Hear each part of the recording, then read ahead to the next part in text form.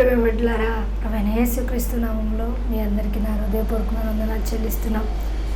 ఈ మీడియా ద్వారా ఇటు విధంగా వాక్యాన్ని పంచుకోవడానికి దేవుడు ఇచ్చిన ఈ సమయాన్ని బట్టి మరొకసారి దేవాది దేవునికి వందనాలు చెల్లిస్తున్నాం. వాక్యంలో వెళ్ళే ముందు ప్రార్థన చేసుకుందాం. తలలు వంచండి. స్తోత్రం ప్రభువా, గొప్ప దేవా, నీకే వేలాది వందనాలు చెల్లిస్తున్నాం. మీరే కొద్ది నిమిషాలు అయ్యా మాతో మాట్లాడండి. మీరే సహాయం చేయండి. మీరే నడిపించమని అడుగుచు నజరుడైన యేసుక్రీస్తు నామములో అడిగి వేడుకుంటున్నాం తండ్రి, ఆమేన్. ఈరోజు మన వాక్యాంశం చూసినట్లయితే క్రైస్తవుల జీవితంలో పరిశుద్ధాత్మ ప్రాముఖ్యత. క్రైస్తవుల జీవితంలో పరిశుద్ధాత్మ ప్రాముఖ్యత. ప్రతి క్రైస్తవుని జీవితంలో పరిశుద్ధాత్మ చేత ప్రతి ఒక్కరం నడిపించబడాలి. మనం చూసినట్లయితే అపోస్తుల కార్యములు 1వ అధ్యాయం 8వ వచనంలో, అయినను పరిశుద్ధాత్మ మీ మీదికి వచ్చినప్పుడు మీరు శక్తి నొందెదరు గనుక మీరు యెరూషలేములోను యూదయ సమరయ దేశముల యందంతటను బూది గంతముల వరకును నాకు సాక్షులై ఇందురని వారితో చెప్పాను. ఇక్కడ మనం చూసినట్లయితే పరిశుద్ధాత్మ యొక్క ప్రాముఖ్యత ఒక మానవుని జీవితంలో సాక్షిగా మనం ఉండాలి. ఈ లోకంలో క్రైస్తవులు అనబడుతున్నాం, విశ్వాసి అనబడుతున్నామంటే మనకున్న సాక్ష్యాన్ని మనం కాపాడుకునే వారిగా ఉండాలి. పరిశుద్ధాత్మతో మనం నింపబడినప్పుడు, పరిశుద్ధాత్మ దేవుడు మనలో ఉన్నప్పుడు మనము ఆయన కొరకు సాక్షిగా ఉండగలం. ఈ రోజున పరిశుద్ధాత్మ లేకుండా ఎంతోమంది ప్రభుకి సాక్షులు ఉండలేరు.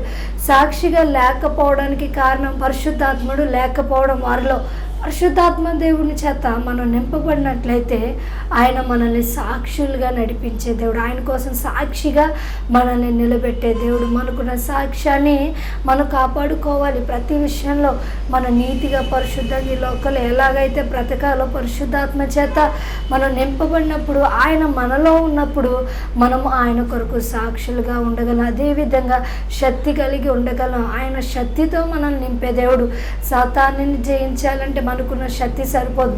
లోకాన్ని జయించాలంటే మనకున్న శక్తి సరిపోదు. పాపాన్ని జయించాలంటే, శరీరేచ్ఛలను జయించాలంటే మనకున్న శక్తి సరిపోదు. కాబట్టి పరిశుద్ధ ఆత్మ చేత ఒక క్రైస్తవుని జీవితంలో పరిశుద్ధ ఆత్మ చేత కలిగి జీవించినప్పుడు, పరిశుద్ధ ఆత్మ చేత నింపబడినప్పుడు ఆయన తన శక్తితో నింపే దేవుడు. శత్రువైన సాతాను గారిని జయించగలం. ఆయన ఇచ్చే సర్వాంగ కవచాన్ని మనం ధరించుకున్నప్పుడు, ఆయన ఇచ్చే సర్వాంగ కవచాన్ని మనం ధరించుకున్నప్పుడు మనం సాతాను గారిని జయించగలం, శక్తిమంతులుగా ఉండగలం. ఈ లోకంలో ఆయన ఇచ్చే శక్తిని కలిగి మనం జీవించాలి. ఆయన మన శక్తితో నింపే దేవుడు. కాబట్టి ఆయన శక్తి చేత మనం నింపబడుతున్నప్పుడు ఈజీగా సాతాను గారిని జయించగలం, ఈజీగా లోకాన్ని జయించగలం, ఈజీగా మనకున్న బంధకాలను ప్రతిదీ మనం జయించే వారిగా ఉండగలం. మొదటి సాక్షులుగా ఉండగలం ప్రభు కోసం. రెండోది ఆయన మనల్ని తన శక్తితో నింపే దేవుడు. అలానే యోహాను సువార్త 3వ అధ్యాయం 5వ అధ్యాయంలో ఒకడు ఆత్మ మూలముగా నీటి మూలముగాను కూడా జన్మించాలి. ఆత్మ మూలం కూడా జన్మించాలి. నీటి ద్వారా రక్షణ బాప్తిజం అనేది ఎలా పొందుతున్నామో ఆత్మలో కూడా జన్మించాలి. ఆత్మలో జన్మించడం అంటే నీ ఆత్మ అనేది, నీ హృదయం అనేది, ఆత్మ అంటే మనమే కాబట్టి, హృదయం అన్న మనమే కాబట్టి మన ఆత్మ అనేది ప్రభు మనతో ఉన్నప్పుడు, పరిశుద్ధ ఆత్మ చేత మనం నింపబడినప్పుడు మనం నూతన సృష్టిగా మార్చబడతాం. చాలా ఆత్మను జన్మించాలి. ప్రాచీన జీవితం అనేది పాపము, పాపపు ఆలోచనలతో, దురాలోచనలతో అనేక విధాలుగా ఉంటుంది. కానీ ఒక్కసారి మనం నీటి చేత ఎలా అయితే రక్షింపబడుతున్నామో ఆత్మ మూలం కూడా మనం జన్మించాలి. నీటి చేత బాప్తిస్మం పొందుకుంటే సరిపోదు, ఆత్మ చేత కూడా మనం బాప్తిజం అనేది పొందుకోవాలి. ఆత్మ చేత కూడా ఎప్పుడైతే యేసయ్య ఆయన బాప్తిజం పొందడానికి యోహాను చేత ఎప్పుడైతే బాప్తిజం పొందారో వెంటనే పరిశుద్ధాత్మ దేవుడు పావుర రూపం వల్లే ఆయన భుజాల మీద వాలారు. అప్పుడు ఒక శబ్దం, ఈయన నా ప్రియ కుమారుడు, ఈయన యందు నేను ఆనందించుచున్నాను. ఒక శబ్దం. పరిశుద్ధ ఆత్మ చేత మనం నింపబడాలి. ఎన్నో సంవత్సరాలు బాప్తిజం తీసుకొచ్చి, ఎన్నో సంవత్సరాల నుండి ఒక సంఘంలో విశ్వాసుడిగా, విశ్వాసురాలుగా ఉండొచ్చు. కానీ పరిశుద్ధాత్మను మనం పొందుకున్నామా? పరిశుద్ధ ఆత్మ చేత మనం నడిపించబడగలుగుతున్నామా? అన్య భాషలతో మాట్లాడగలుగుతున్నామా? ఆయనతో సహవాసం చేయగలుగుతున్నామా? ఆయన కోసం సాక్షులుగా ఉండగలుగుతున్నామా? ఆయన ఇచ్చే శక్తిని మనం పొందుకుంటున్నామా లేదని ప్రతిదీ మనం ఆలోచించాలి. పరిశుద్ధాత్మ చేత ప్రతి ఒక్కరూ నడిపించబడాలి. క్రైస్తవుడు అంటే క్రీస్తుని కలిగిన వాడు, క్రీస్తుని ధరించుకున్నవాడు. పరిశుద్ధాత్మ దేవుడు నీలో ఉంటే యేసయ్య నీలో ఉంటారు, తండ్రి నీలో ఉంటారు. యేసయ్య నీలో ఉంటే పరిశుద్ధాత్మ దేవుడు నీలో ఉంటారు, తండ్రి నీలో ఉంటారు. ముగ్గురు ఒక్కరుగా ఉన్నారు, ఒక్కరు ముగ్గురుగా ఉన్నారు, సపరేట్ లేదు. ఆది నుండే పరిశుద్ధాత్మ దేవుడు మధ్యలో రాలేదు, ఆది నుండే. అది ఆదికాండం మనం చూసినట్లయితే 1వ అధ్యాయంలో చీకటి అగాధ జలము పైన కమ్మి ఉండెను, దేవుని ఆత్మ జలముల పైన అల్లాడుచుండెను. దేవుని ఆత్మ ఆది నుండే, తండ్రి కుమారుడు పరిశుద్ధాత్మ దేవుడు ఉన్నారు. నువ్వు ఆత్మ చేత నడిపించబడాలి. పరిశుద్ధ ఆత్మ దేవుడు ప్రతి ఒక్కరిలో నివాసం చేసే దేవుడు. అలానే యోహాను సువార్త 14వ అధ్యాయం 16వ వచనంలో ఆదరణకర్తగా దేవుడు మనల్ని ఆదరించే దేవుడు. యేసయ్య లోకంలో ఉన్నంతసేపు ఆయన తన పాత్రను నెరవేర్చి ఎప్పుడైతే ఆరోహణమయ్యారో యేసయ్య లోకాన్ని పరిశుద్ధాత్మ దేవుని మన కోసం పంపించారు. మన యొద్ద ఎల్లప్పుడూ ఉండే దేవుడు ఆయన. ఇన్విజిబుల్ గెస్ట్ అయిన ఎప్పుడు నువ్వు నడిస్తే నడిచే దేవుడు. ప్రతి విషయంలో మనకు ఆయన కనిపించరు, ప్రతి విషయంలో ఆయన మనతో నడిచే దేవుడు, మన ప్రతిదీ వినే దేవుడు, మన ప్రతిదీ ఆయనకి తెలుసు. కాబట్టి మనం ఆయన ఆదరణకర్త, సహాయకుడు, ఒక హెల్పర్ అయిన నీ సమస్యలో, నీ శ్రమల్లో, నీ ప్రతి విషయంలో ఏదైతే ఛాలెంజెస్ నువ్వు ఎదుర్కొంటున్నావో ఒక సహాయకుడు లేకుండా నువ్వు ఎలా జయించగలవు? పరిశుద్ధాత్మ చేత నువ్వు నింపబడకుండా, పరిశుద్ధాత్మ గురించి నీకు తెలియకుండా నీ శ్రమల్లో, నీ పరిస్థితుల్లో, నీ శోధనలు ఎలా జయించగలవు? ఒకసారి ఆలోచించిన ప్రియ సహోదరుడు, సహోదరి, పరిశుద్ధాత్మ చేత నువ్వు నింపబడినప్పుడు, పరిశుద్ధాత్మ దేవుడు నీలో ఉన్నప్పుడు ఒక సహాయకుడుగా నిన్ను నడిపించే దేవుడు, ఒక ఆదరణకర్తగా, ఒక సహాయకుడు. నీ శ్రమల్లో, నీ ఇరుకుల్లో, నీ ఇబ్బందుల్లో, నీ శోధనలో, నీ పరిస్థితుల్లో, ప్రతి విషయంలో పరిశుద్ధాత్మ చేత నువ్వు నడిపించబడినప్పుడు ఆయన నీకు ఆదరించే దేవుడు, నీకు ఒక సహాయకుడుగా ఉండే దేవుడు. యేసయ్య పరిశుద్ధాత్మ దేవుడు నీలో ఉంటే నువ్వు శోధనని జయించగలవు. పరిశుద్ధాత్మ దేవుడు నీలో ఉంటే నీకు నా సమస్యల్ని, శ్రమల్ని జయించగలవు. ఈ రోజున క్రైస్తవులు అనబడుతున్న ప్రతి ఒక్కరికి ఏదో ఒక కుటుంబంలో, ప్రతి ఒక్కరి జీవితంలో ఏదో ఒక సమస్య, ఏదో ఒక శ్రమ, ఏదో ఒకటి ఉంటుంది. అవి జయించాలంటే పరిశుద్ధాత్మ దేవుడు నీలో లేనప్పుడు, ఒక సహాయకుడు నీతో లేనప్పుడు నువ్వు జయించలేవు. ఆ శ్రమలో నువ్వు విసిగిపోతావు, ఆ శ్రమల్లో ప్రభుకి దగ్గర అవ్వలేవు, ఆ శ్రమల్లో ప్రభుని దూషించే విధంగా ఉంటావు, ప్రభుని దుఃఖపరిచే విధంగా ఉంటావు, ప్రభుకి వ్యతిరేకంగా మాట్లాడుతుంటే ఎంత విశ్వాసుడివైనా, విశ్వాసురాలైన చిన్న శ్రమ ఎదుర్కొంటే చాలు వెంటనే పడిపోతావు. ఎందుకంటే సహాయకుడు లేడు కాబట్టి.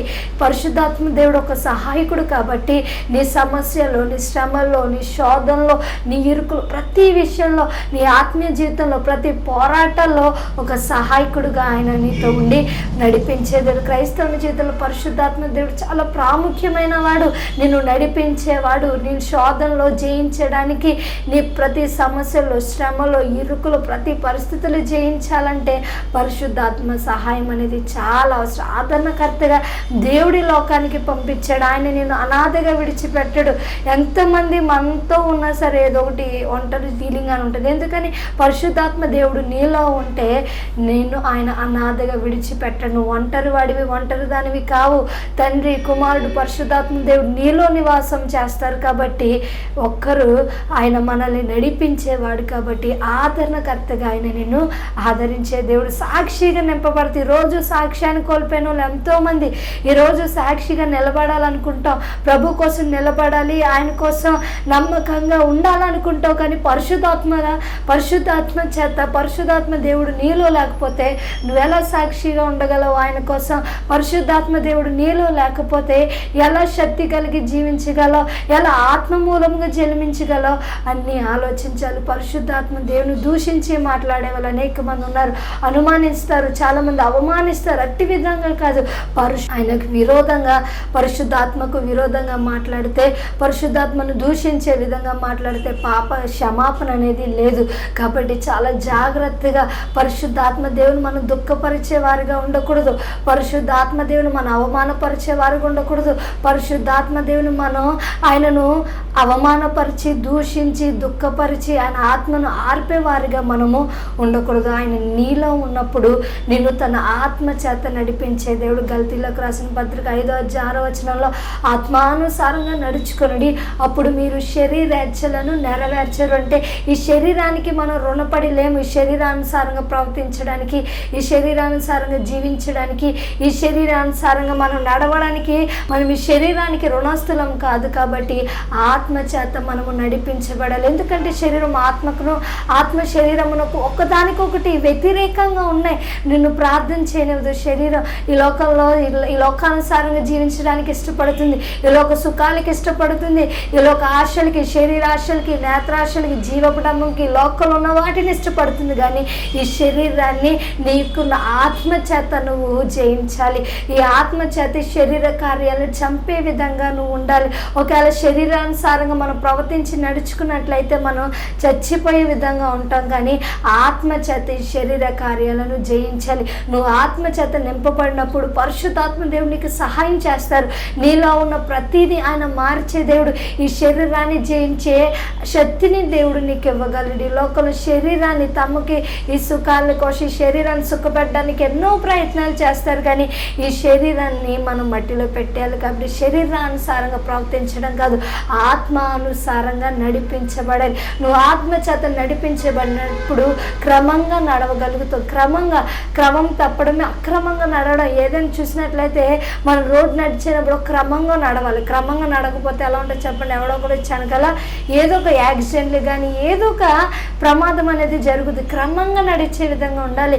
ఈరోజు పరిశుద్ధాత్మ చేత నేను నింపబడినప్పుడు, ఆయన ప్రాముఖ్యుడని నువ్వు తెలుసుకున్నప్పుడు, పరిశుద్ధాత్మ దేవుడు నువ్వు ఎరిగినప్పుడు, ఆయన చేత నువ్వు నింపబడినప్పుడు ఒక క్రమంగా నువ్వు నడవగలవు. అక్రమంగా జీవించవు, నీతిని తప్పి జీవించవు, పరిశుద్ధతను తప్పి జీవించవు, మాటల్లో కూడా ఎక్కడ తప్పిపోవు, చూపుల్లో ఎక్కడ తప్పిపోవు, ఈ శరీరానుసారంగా ఎక్కడ ప్రవర్తించావు. కాబట్టి క్రమంగా నడుచుకోవాలి. ఈ లోకంలో, ఈ లోక అక్రమైన ఈ లోకం వంకరమైన జనాల్లో మనం ఉన్నాం. కాబట్టి నువ్వు క్రమంగా నడుచుకోవాలి. ఈ లోకంలో క్రమంగా నువ్వు నడవబడాలంటే పరిశుద్ధాత్మ చేత నువ్వు నింపబడాలి. రోమీలకు రాసిన పత్రిక 8:9 ఆత్మ స్వభావం గలవారం అవుతా. ఆత్మ స్వభావం అంటే ఆయన స్వభావం ఏంటి చెప్పండి? ప్రేమ, సంతోషం, సమాధానం, దీర్ఘశాంతం, ఇవన్నీ ఆయన ఆత్మ స్వభావం కలిగి మనం జీవించాలి. సాతానుగాడి స్వభావం కూడా ఉంది. వాడి లోక దురాలోచనలతో నరహత్య, వ్యభిచారం, బూతులు, అబద్ధాలు, మోసం చేయడం ఇవన్నీ సాతానుగాడి స్వభావం. కాబట్టి నువ్వు సాతాను స్వభావం కలిగి నడిస్తే నశించిపోతావు, నరకానికి పాలవుతావు. కాబట్టి ఆత్మ స్వభావం కలవాలి. మానవుని స్వభావం కూడా ఉంది. మానవ స్వభావం కొద్ది కాలం ప్రేమిస్తాం, కొద్ది కాలం ఇష్టపడతాం. ఎక్కువగా బాధ వచ్చినా, ఎక్కువగా శ్రమ ఎదురైనా వెంటనే మన హృదయం అనేది గాయపరచబడుతుంది. కాబట్టి మనుషుని కొద్దిసేపు ఉంటాం, వెంటనే మనకి ఇష్టం లేకపోతే మాట్లాడడం మానేస్తాం, మర్చిపోతాం. ఈ లోక విధాలుగా మానవుని స్వభావం ఉంది. ప్రకృతి సంబంధంలో ఈ విధంగా కాకుండా ఆత్మ స్వభావం గలవారుగా ఉండాలి.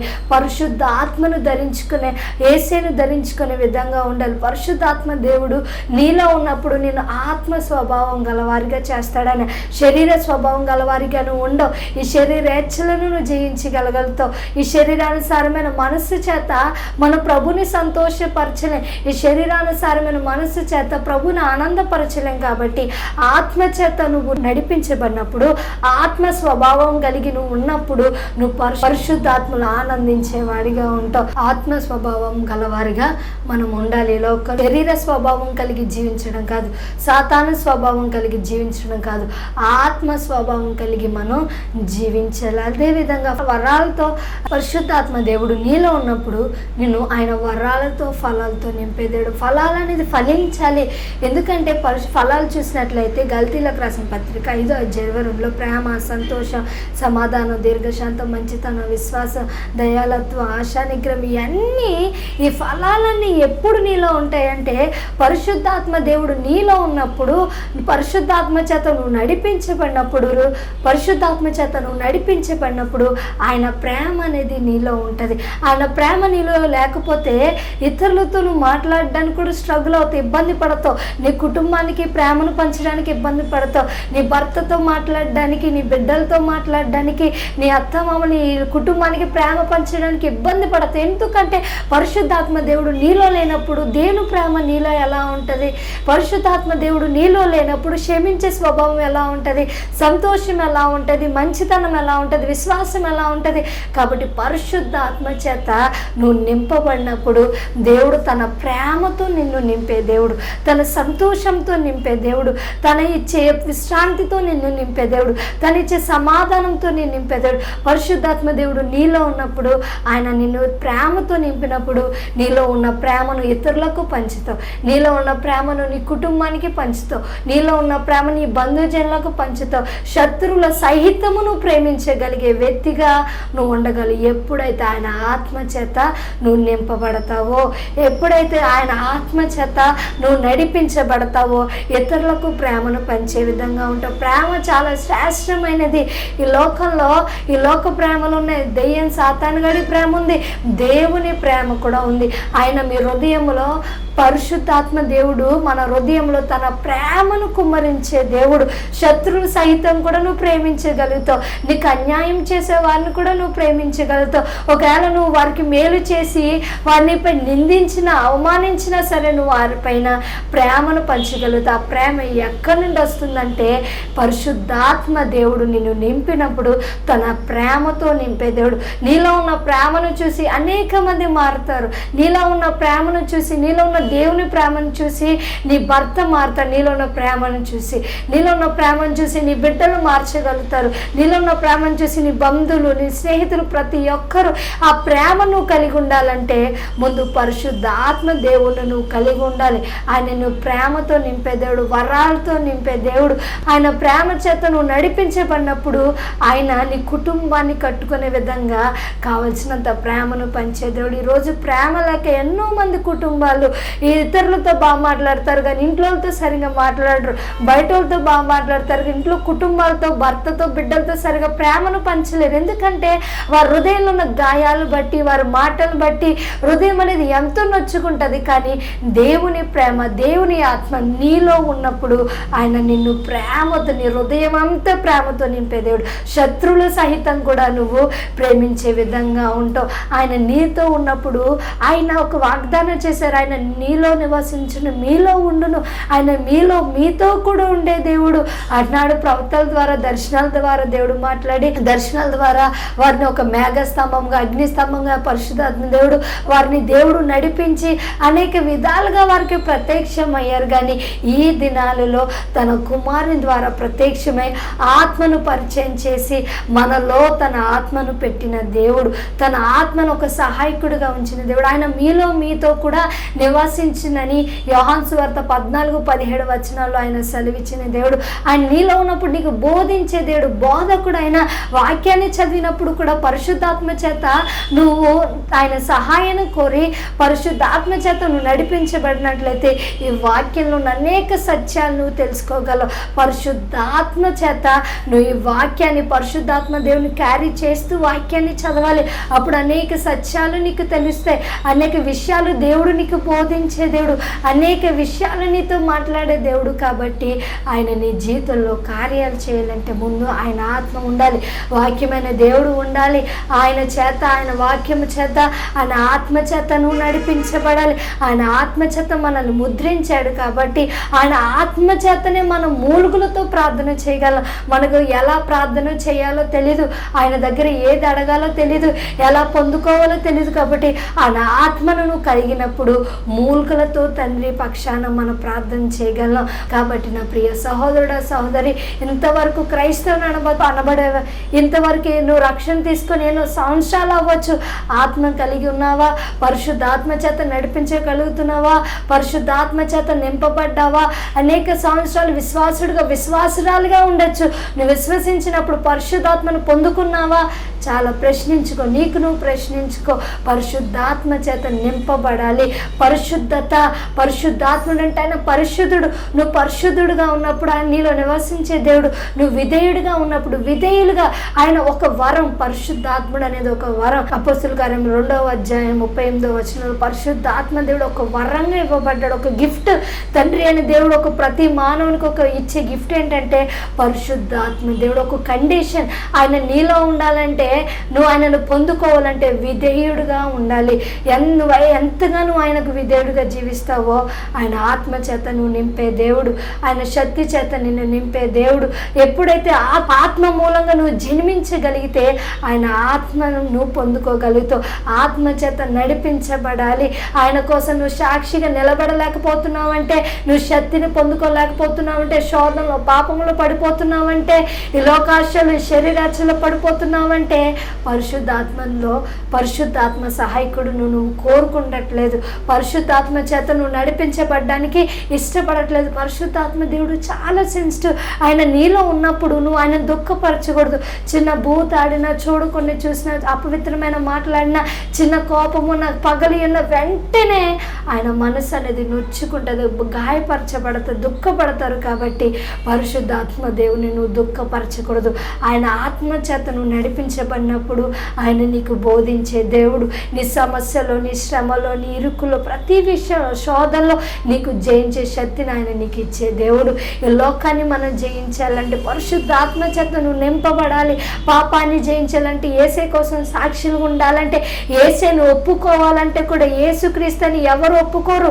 ఎందుకంటే సాతానుగాడు ఒప్పుకొనేవాడు. కానీ తన ఆత్మ చేతనే యేసుక్రీస్తు నువ్వు ఒప్పుగా కలుగుతున్నావు. యేసే సొంత రక్షకుడుగా నువ్వు ఒప్పుకోగలుగుతున్నావు అంటే ఆయన ఆత్మ చేత మనం నడిపించబడినప్పుడు యేసే క్రీస్తుని మనం ఒప్పుకోగలుగుతున్నాం. ఆయన ఆత్మ లేకుండా ఎవరు యేసుక్రీస్తుని ఒప్పుకోలేరు. కాబట్టి నా ప్రియ సహోదరుడు, సహోదరి, ఆయన ఆత్మ చేత నడిపించబడ్డానికి ఇష్టపడు. ఆయన ఒక సహాయకుడు, ఆయన ఆదరణకర్త, ఆయన బోధకుడు. ఆయన ప్రతి విషయంలో నీకు బోధించేవాడు, నీకు జ్ఞాపకం చేసేవాడు, నీకు ఎలా ప్రార్థన చేయాలో నీకు నేర్పించేవాడు. తన ప్రేమతో, తన ఫలాలతో నేను నింపే దేవుడు. శత్రువుల సహితం కూడా ప్రేమించగలవాడిగా నువ్వు ఉండగలుగుతావు. అలానే పరలోకమందు పరిశుద్ధాత్మను పొందుకోవాలంటే ఎలా అంటే లూకాసు వార్త 11:13 అడుగు వారికి పరిశుద్ధాత్మని ఎంత నిశ్చయంగా ఇచ్చేదేవుడు. నువ్వు ఆయనను అడుగుతున్నప్పుడు ఆయన సన్నిధిలో పరిశుద్ధాత్మ చేత నువ్వు నింపబడాలి. నువ్వు ఆశ కలిగి ఉన్నప్పుడు ప్రతి ఒక్కరిని ఆయన నింపే దేవుడు. ఆయన అన్య భాషలతో నువ్వు నింపబడాలి, దేవునితో మాట్లాడాలి, ఆయన ప్రేమతో ముందు నింపబడాలి, ఆయన ఇచ్చే సమాధానంతో నింపబడాలి, ఆయన ఇచ్చే మంచితనం, విశ్వాసంతో, సాత్వికంతో, దయాలత్వంతో, ఆశానిగ్రహ, సెల్ఫ్ కంట్రోల్ ఉండాలి. ప్రతి విషయంలో మన స్వైచిత్తానంతా సిలువ వేసుకొని ఆయన ఆత్మ చేత నువ్వు నడిపించబడినట్లయితే ప్రతి విషయంలో నిన్ను ఆయన నడిపించే దేవుడు. పరిశుద్ధాత్మ నీలో వచ్చినప్పుడు తిరిగి నువ్వు జన్మిస్తావు. క్రీస్తులో నువ్వు జన్మించగలుగుతావు. తిరిగి ఆయనలో మనం జన్మించగలం. ఒక్కసారి నువ్వు పరిశుద్ధాత్మ నింపబడినప్పుడు, ఆయన చేత నడిపించబడినప్పుడు ఒక నువ్వు నూతన సృష్టిగా మార్చబడగలుగుతావు. ఆయన పరిశుద్ధాత్మ దేవుడు నీలోకి వస్తే నేను తన ప్రేమతో నింపే దేవుడు, నేను తన శక్తితో నింపే దేవుడు, తన ఫలాలతో, వరాలతో, తన శక్తితో నువ్వు పరిశుద్ధాత్మ చేత నింపబడినప్పుడు ఆయనకు సాక్షిగా నువ్వు జీవించగలవు. లోకాన్ని జయించగలవు, పాపాన్ని జయించగలవు, శోధనలు ప్రతిదీ నిన్ను జయించే అంత శక్తిని దేవుడు నీకు ఇవ్వగలుగుతాడు. నీలో పరిశుద్ధాత్మ దేవుడు లేకపోతే నీ ప్రక్క వాళ్ళతో మాట్లాడడానికి కూడా స్ట్రగుల్ అవుతావు. ఇతరులకు ప్రేమను పంచలేవు, ప్రతి దానికి చిరాకు పడతావు, ప్రతి దానికి కోపం, ప్రతి దానికి. ఎందుకంటే నువ్వు ఆయన ఆత్మ కలిగి లేనప్పుడు శత్రువులను ప్రేమించలేవు, ప్రేమను పంచలేవు. కాబట్టి నువ్వు ఆయన ఆత్మ చేత నడిపించబడినప్పుడు, నువ్వు ఆయన ఆత్మ చేత నడిపించబడినప్పుడు తన ప్రేమతో నింపి, తన ఓర్పుతో నింపి అనేక మందికి ప్రేమను పంచేవారుగా దేవుడు చేసే దేవుడు. ఆయన మనలో ఉన్నప్పుడు మన ఇతరులకు ప్రేమను పంచగలం. ఆయన పరిశుద్ధాత్మ దేవుడు ఒక వరంగా మనకి ఇవ్వబడుతున్నాడు. కాబట్టి కోరుకో, పరిశుద్ధాత్మ దేవునితో సహవాసం చే. పరిశుద్ధాత్మ దేవుడు నీతోనే వాసం చేసే దేవుడు, నీకు సహాయకుడిగా ఉండే దేవుడు. ఆయన కోసం సాక్షిగా నువ్వు బ్రతకగలవు, ఆయన కోసం నమ్మకస్తుడిగా, పరిశుద్ధుడిగా, నీతిగా, యథార్థంగా బ్రతకగలవు. కాబట్టి పరిశుద్ధాత్మ చేత నడిపించబడ్డానికి ఇష్టపడు. క్రైస్తవ జీవితంలో, నీ జీవితంలో పరిశుద్ధాత్మ దేవుడు చాలా ప్రాముఖ్యుడు. ఆయన ఒక ఇన్విజిబుల్ గెస్ట్. ఆయన నీలోనే ఉండే దేవుడు అని మర్చిపోక, ఆయన నీతో ఉన్నాడు. ఆయనను ఎక్కడ దుఃఖపరచు చూపులు, మాటలు ఇప్పుడు వరకు ఇష్టానుసారంగా దేవుడు నీలో, ఆయన ఆత్మ నీలో ఉందని నువ్వు మర్చిపోతున్నావేమో. జాగ్రత్త. 1 కొరింథీయులకు రాసిన పత్రిక 3:16 దేవుని ఆత్మ మీలో నివసించుచున్నాడని మీరు ఎరుగరా? నీకు తెలియదా దేవుని ఆత్మ నీలో నివసిస్తున్నాడని? క్రైస్తవుడు అనుభవం దేవుని ఆత్మ నీలో నివసిస్తున్నాడని తెలియకుండా నువ్వు ఉన్నావేమో, ఇక్కడైనా తెలుసుకో. ఆయన నీతో నివాసము చేసే దేవుడు. పరిశుద్ధాత్మ చేత నడిపించబడ్డానికి ఇష్టపడు. పరిశుద్ధాత్మతో నింపబడ్డానికి అపోస్తలుడైన పౌలు వారికి ఎన్నో శ్రమలు ఉన్నాయి, కానీ పరిశుద్ధాత్మ ఆదరణ వారికి ఎంతగా శ్రమలు విస్తరించబడుతున్నాయో పరిశుద్ధాత్మ యొక్క ఆదరణ కూడా వారికి అంతగా ఉంది. వారు పరిశుద్ధాత్మలో ఆనందించేవారుగా ఉన్నారు. పరిశుద్ధాత్మను బట్టి ధైర్యంగా బోధించేవారుగా ఉన్నారు. పరిశుద్ధాత్మను బట్టి ఎన్నో చనిపోయిన వారి సహితం కూడా పరిశుద్ధాత్మ దేవుడు వారిలో ఉన్నప్పుడు వారిని ఒక ఆయుధాలుగా వాడుకున్నాడు. పరిశుద్ధాత్మ దేవుడు నీలో ఉండే తన ప్రేమతో నింపే దేవుడు. వాక్యాన్ని ఎక్కడైనా ప్రభు కోసం సాక్షిగా నిలబడి ఆయన కోసం సాక్షిగా జీవించి ఇతరులకు ఆయన సాక్ష్యాన్ని చెప్పే విధంగా ఉంటావు. నా ప్రియ సహోదరుడు సహోదరికినైనా ఆయన ఆత్మ చేత నడిపించబడ్డానికి ఇష్టపడు. అడుగు పరిశుద్ధాత్మ దేవుని నీతో నివాసము చేసే దేవుడు కాబట్టి తిరిగి నువ్వు ఆయన ఆత్మలో జన్మించు. తలలో వంచండి, ప్రార్థన చేసుకుందాం. స్తోత్రం ప్రభా, గొప్ప దేవా, నీకే వేలాది వందనాలు అయ్యా. ప్రతి ఒక్కరిని ఆత్మచేత నడిపించబడ్డానికి సహాయం చేయండి. ఈ లోకంలో నీ కొరకు క్రమంగా నడుచుకునే వారిగా చేయండి. ఈ లోకంలో సాక్షులుగా నీ కొరకు బ్రతికే వారిగా ప్రతి ఒక్కరిని సిద్ధపరచండి ప్రభా. ప్రతి ఒక్కరిని ఆత్మచేత నింపి వారిని నడిపించమని అడుగుచున్నాము ప్రభా. ఒక ఆదరణకర్తగా, ఒక సహాయకుడిగా మీరు ఈ లోకానికి వచ్చారు ప్రభా. అలానే అయ్యా మీరు తండ్రిని వేడుకొని మా కొరకు నీ పరిశుద్ధ ఆత్మను పంపించినది అయ్యా. నీ ఆత్మ చేత మేము నడిపించబడి నీ కొరకు ప్రభు ఈ లోకంలో సాక్షులుగా నీ శక్తిని కలిగి జీవించడానికి సహాయం చేయండి. ప్రతి ఒక్కరిని ప్రభు నీ ఆత్మ చేత నడిపించండి. నీ ఆత్మను పొందుకోవడానికి ప్రతి ఒక్కరి హృదయంలో ఆసక్తిని పుట్టించమని అడుగుచు మీరు ఇచ్చిన సమయాన్ని బట్టి వందనాలు చెల్లిస్తూ నజరుడైన యేసుక్రీస్తు నామములో అడిగి వేడుకుంటున్నాం తండ్రి. ఆమేన్. God bless you.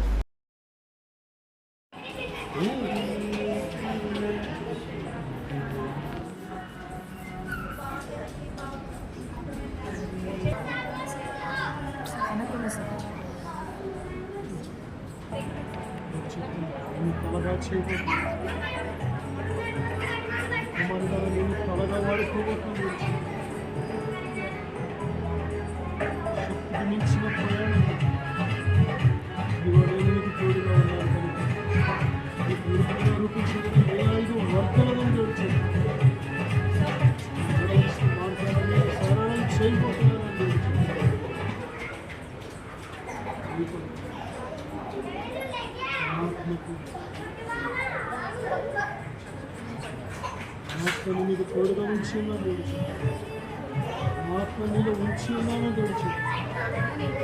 నేను నీకు తండ్రిలో ఉన్నానని తెలుసు. దేవునామానికి వందనాలు, సేవకులకు నా వందనాలు. నా పేరు వినయ్ కుమార్, మాది పెద్దతాడిపల్లి గ్రామము. నేను కూడా దేవుడు నమ్ముకొని దేవుడి మందిరానికి అయితే వెళ్ళేవాడిని, కానీ నా ఆత్మీయ జీవితం అంత ఫలవంతంగా లేదు. అనేకమైన బంధకాలతో నా ఆత్మీయ జీవితము ఉంటూ ఉండేది. అలాగే ఒకరోజు సేవకులు ఎనైటింగ్ వాటర్ ద్వారా ప్రార్థన చేస్తున్నారని నేను విన్నాను. ఆ ప్రార్థన చేయించుకున్న వారి జీవితంలో ఎన్నో గొప్ప కార్యాలు దేవుడు చేశారు. చాలామంది విడుదల లేని వారు విడుదల పొందుకున్నారు, స్వస్థత లేని వారు స్వస్థత పొందుకున్నారు. ఎప్పుడైతే ఆ సాక్ష్యాన్ని నేను విన్నానో నా జీవితంలో కూడా దేవునిలో బలంగా సాగాలని, దేవునిలో నడవడానికి, నేను కూడా దేవునిలో స్థిరముగా ఉండాలని చెప్పి ఒకరోజు సేవకుల యొద్దకు వెళ్ళి ప్రార్థన చేయించుకున్నాను. ఎప్పుడైతే సేవకుల ద్వారా ప్రార్థన చేస్తున్నప్పుడే దేవుడు నన్ను బలంగా తాకారు.